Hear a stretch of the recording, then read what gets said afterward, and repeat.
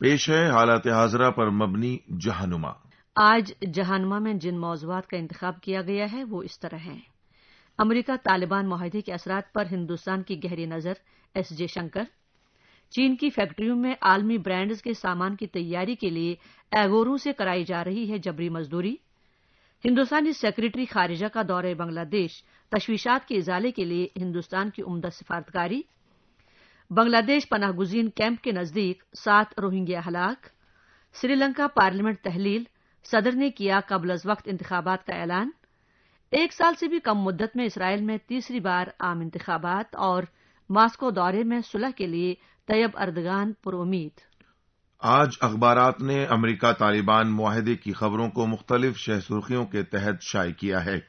روزنامہ ہندو نے اس حوالے سے ہندوستانی وزیر خارجہ ایس جے شنکر کا بیان شائع کیا ہے، جس میں انہوں نے کہا ہے کہ ہندوستان اس معاہدے کے اثرات پر گہری نظر رکھے ہوئے ہے تاکہ اس بات کو یقینی بنایا جائے کہ گزشتہ 2 دہائیوں کے دوران ہونے والی کامیابیاں معدوم نہ ہو جائیں۔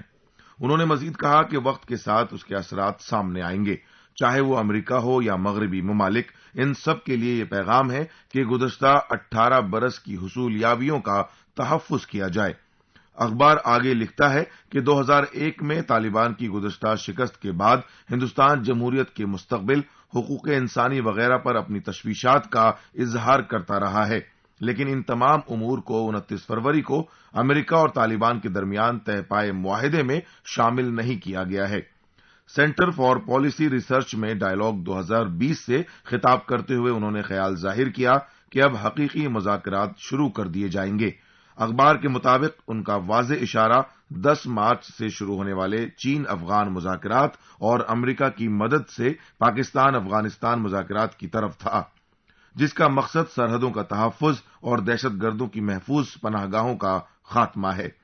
وزیر موصوف نے سوال کیا کہ آیا طالبان جمہوری نظام میں شامل ہوں گے یا پھر یہ نظام ان کو ایڈجسٹ کرے گا۔ صورتحال جو بھی ہو، ہندوستان اس پر گہری نظر رکھے ہوئے ہے۔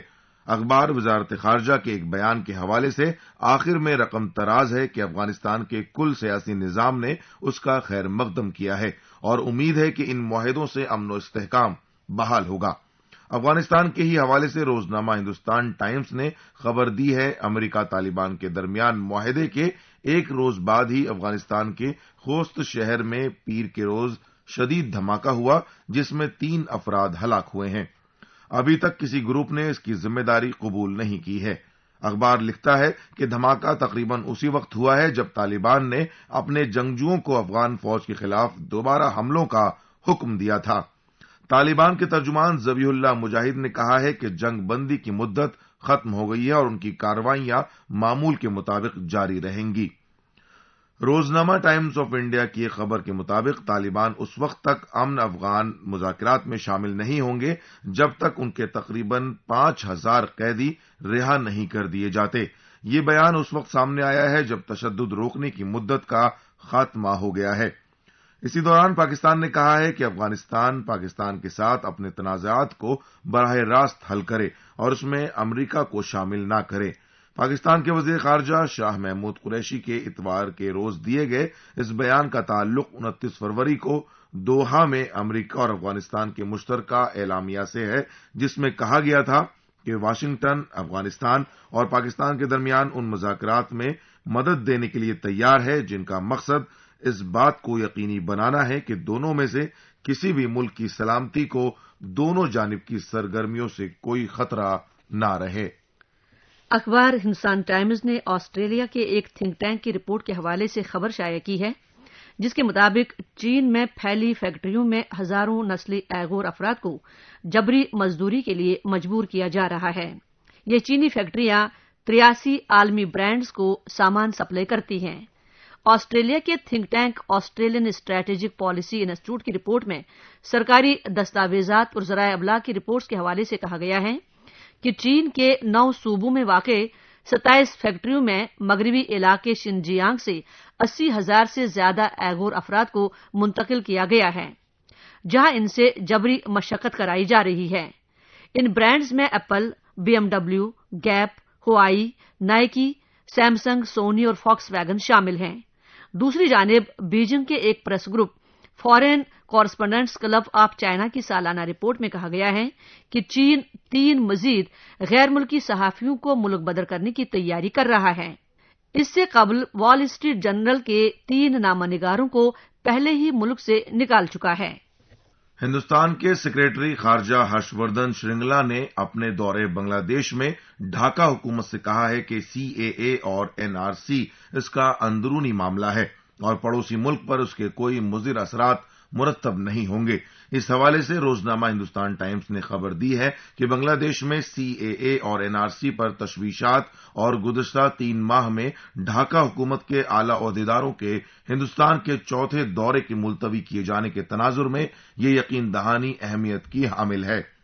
شرنگلا بنگلہ دیش کے دورے پر ہیں اور اس دورے کا مقصد 17 مارچ کو وہاں وزیر اعظم نریندر مودی کے دورے کی راہ ہموار کرنا ہے، جہاں وہ بنگ بندھو شیخ مجیب الرحمان کی 100 سالہ تقریبات کے موقع پر کلیدی خطبہ دیں گے۔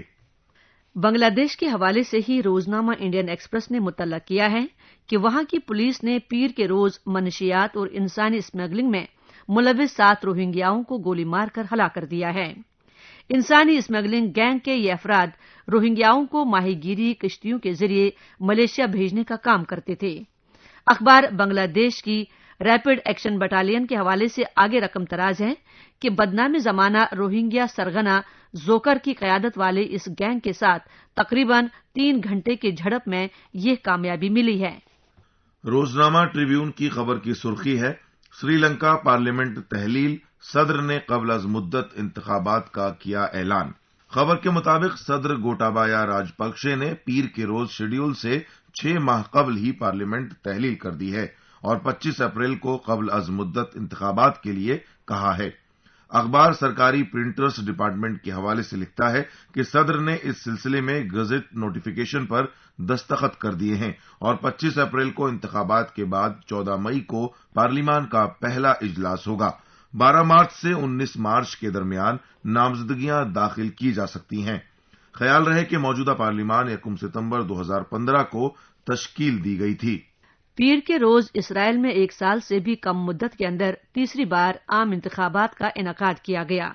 اس حوالے سے روزنامہ ایشین ایج نے مطلع کیا ہے کہ ان انتخابات کے بعد حکومت سازی سے متعلق تعطل ختم ہو گیا ہے۔ واضح ہو کہ وزارت عظمیٰ کے عہدے پر طویل ترین مدت تک فائز رہنے والے بنجمن نیتن یاہو کے سامنے بدعنوانی کے الزامات کے بعد اپنی سیاسی بقا کا سامنا تھا۔ اخبار اسرائیل کی سینٹرل الیکشن کمیٹی کے حوالے سے آگے لکھتا ہے کہ سپہر تک 27.6% مندرج رائے دہندگان نے اپنے حق رائے دہی کا استعمال کیا تھا، جو کہ 1999 میں انتخابات کے بعد سب سے بڑا اعداد و شمار ہے، جب بنجمن نیتن یاہو نے اپنے حریف ایہود باراک کے ہاتھوں براہ راست انتخابات میں ہزیمت اٹھائی تھی۔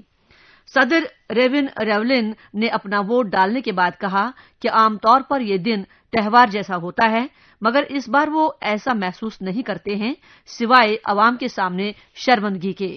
روزنامہ ہندوستان ٹائمز نے ترکی کے صدر طیب اردگان کے ایک بیان کے تعلق سے خبر شائع کی ہے، جس میں انہوں نے امید ظاہر کی ہے کہ جب وہ ماسکو میں اپنے ہم منصب سے ملاقات کریں گے تو اس میں اس ہفتے کے اواخر تک جنگ بندی پر رضامندی ہو جائے گی۔ ان کا یہ بیان ترکی افواج اور روس کی حمایت یافتہ شامی افواج کے درمیان شمالی شام میں براہ راست ٹکراؤ سے بڑھتے ہوئے خدشات کے بعد سامنے آیا ہے۔ اخبار لکھتا ہے کہ باغیوں کے آخری گڑھ ادلب میں اس لڑائی سے بدترین انسانی بحران پیدا ہو گیا ہے۔ کرملن کے ترجمان نے بتایا ہے کہ ترکی اور روس کے صدور کے درمیان ماسکو میں جمعرات کے روز ملاقات ہوگی۔ اسی اخبار نے ایک اور خبر میں بتایا ہے کہ عراقی راجدھانی کے گرین زون میں واقع امریکی سفارت خانے کے نزدیک 2 راکٹ گرے ہیں۔ ذرائع کے مطابق گزشتہ 4 ماہ میں امریکی اثاثوں پر یہ 20واں حملہ ہے، جن کی ذمہ داری کسی نے قبول نہیں کی ہے، مگر امریکہ حشید الشابی کے اندر ایران کی حمایت یافتہ گروپوں کو اس کے لیے ذمہ دار ٹھہراتا رہا ہے۔ اسی دوران احتجاج زدہ عراق میں سیاسی بحران اس وقت مزید بڑھ گیا ہے جب نامزد وزیر اعظم محمد علاوی نے استعفی دے دیا۔ انہوں نے قانون سازوں پر الزام لگایا ہے کہ وہ حکومت کی تشکیل کے لیے کوششوں میں روڑا اٹکا رہے ہیں۔ ابھی آپ سن رہے تھے حالات حاضرہ کا پروگرام جہانما۔